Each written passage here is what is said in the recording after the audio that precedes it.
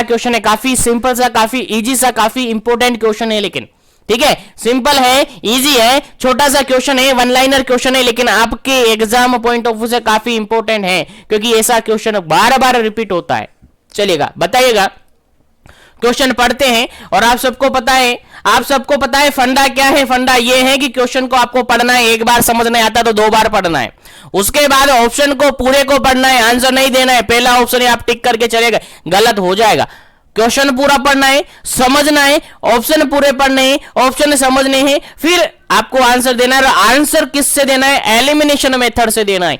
Correct answer होगा 100%, मैं guarantee के साथ बोल दूं, अगर इस तरीके से क्वेश्चन सोल्व किया ना तो 100% आपका सही आंसर होगा। चलेगा, क्वेश्चन नंबर फर्स्ट आपके सामने है, और क्वेश्चन नंबर फर्स्ट यहां पर कह रहा है WHO World Health Organization define the adolescent age individual in the age group of. देखिए क्वेश्चन सिंपल सा ये कहा गया है कि WHO ने, वर्ल्ड हेल्थ ऑर्गेनाइजेशन ने बताया है, डिफाइन किया है एडोलसेंट एज ग्रुप को।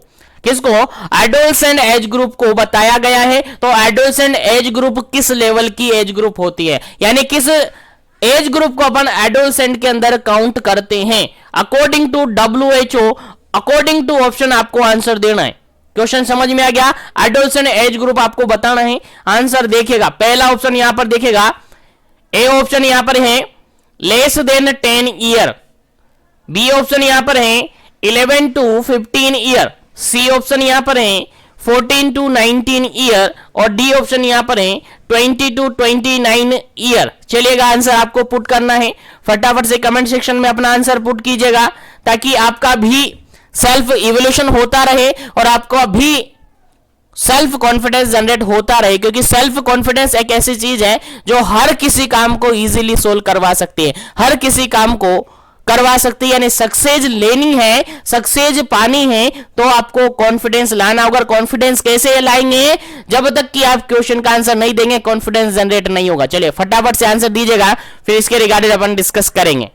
चलेगा, अकॉर्डिंग टू ऑप्शन अगर करेक्ट आंसर की अपन बात करें, according to option correct answer की अपन बात करें तो देखिएगा, लेस देन 10 ईयर नहीं होता है, 11 to 15 ईयर भी नहीं होता है, और 20 to 29 भी नहीं होता है। इसका करेक्ट आंसर रहेगा आपका ऑप्शन नंबर सी। क्या रहेगा जी? ऑप्शन नंबर सी आपका करेक्ट आंसर रहेगा।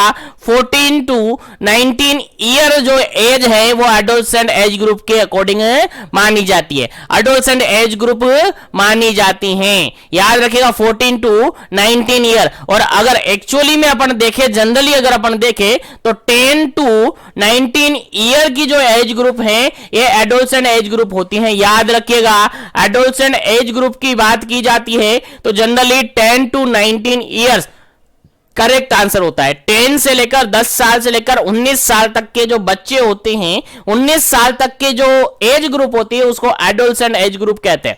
क्या कहते हैं? एडोलसेंट एज ग्रुप कहते हैं। जनरली ये पॉइंट आपको याद रखना है, 10 to 19 year. According to option आपका क्या करेक्ट आंसर होता है? Option number C is correct answer. याद रखिएगा, एज ग्रुप से रिगार्डेड आपसे क्वेश्चन पूछा जाता है आपके एग्जाम में, और नर्सिंग हिस्ट्री का कोई भी ऐसा एग्जाम नहीं होगा जिसके अंदर इस तरह का क्वेश्चन नहीं पूछा गया होगा।